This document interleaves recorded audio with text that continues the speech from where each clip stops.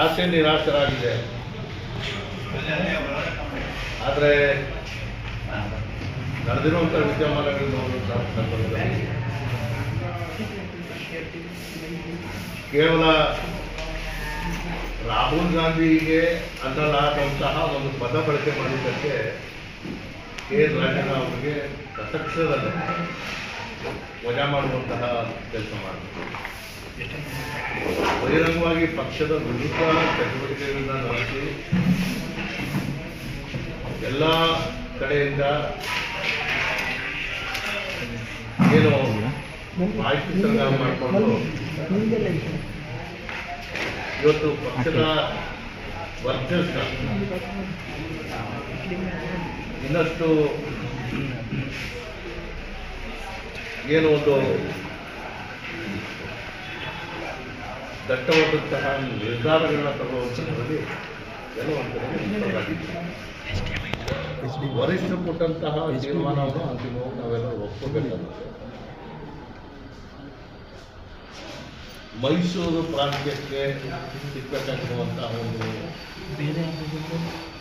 ಶಕ್ತಿ ಅಥವಾ ಗೌರವ ಅದು ಸಿಗದೇ ಇರುವಂಥ ಬೇಸರ ಕೂಡ ನಮಗೆ ಪಕ್ಷದ ಚಟುವಟಿಕೆಯನ್ನು ಒಂದೇ ಇರ್ತಲ್ಲ. ಈಗ ಅನೇಕ ಸನ್ನಿವೇಶಗಳಲ್ಲಿ ಯಾರ್ಯಾರು ಪಟ್ಟಿರೋದಿದ್ದಾರೆ ಅದನ್ನು ನೋಡುವಂತಹ ಸಂದರ್ಭದಲ್ಲಿ ಇದು ಆಶಾದಾಯಕವಾದಂತಹ ಪಟ್ಟಿಯಲ್ಲ, ನಿರಾಶೆ ಮಾಡುವಂತಹ ಪಟ್ಟಿಯಲ್ಲ. ನಾನು ಅದನ್ನು ವಿಶ್ಲೇಷಣೆ ಮಾಡಕ್ಕೆ ಹೋಗಲ್ಲ. ಸಂದರ್ಭ ಬಂದಾಗ ನಾನು ಮಾತಾಡ್ತೇನೆ. ಇವತ್ತು ರಾಜ್ಯದ ಪರಿಪೂರ್ಣವಾದಂತಹ ಸಚಿವ ಸಂಪುಟ ರಚನೆ ಆಗ್ತಾ ಇರುವಂಥ ಹಿನ್ನೆಲೆಯಲ್ಲಿ ಆಗಿರುವಂಥ ಎಲ್ಲರಿಗೂ ಅಭಿನಂದನೆಗಳನ್ನ ಸಲ್ಲಿಸ್ತೇನೆ. ಆದರೆ ಈ ಭಾಗಕ್ಕೆ ಆಗಿರುವಂಥ ಅನ್ಯಾಯ ಅದು ಎಷ್ಟು ಕಾಣ್ತಾ ಇದೆ. ಯಾರ ವಿರುದ್ಧ ಈಗ ಮಾತಾಡೋದು ಅದಕ್ಕೆ ಕಾಲ ಬರುತ್ತೆ. ನಾನು ಇವತ್ತು ನನ್ನ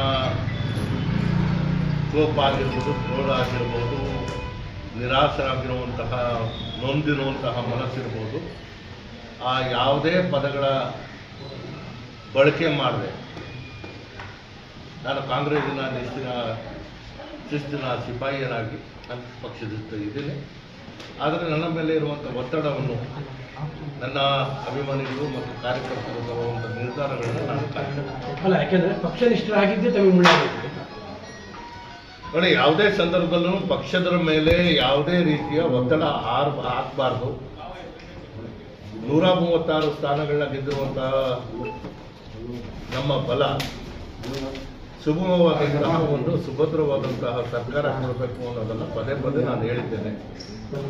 ಯಾವುದೇ ವರಿಷ್ಠರಿಗೆ ನಾನು ಒತ್ತಡ ಏರುವಂತಹ ಕೆಲಸನೂ ಮಾಡಿಲ್ಲ. ಬಹುಶಃ ನನ್ನ ಪ್ರಾಮಾಣಿಕತೆ ಮತ್ತು ನಿಷ್ಠೆ, ನನಗೆ ಸಿಗಬೇಕಾಗಿದ್ದಂತಹ ಗೌರವ ಸಿಕ್ಕಿಲ್ಲ ಅನ್ನೋದು ಬಹಳ ಸ್ಪಷ್ಟವಾಗಿ ನನಗೆ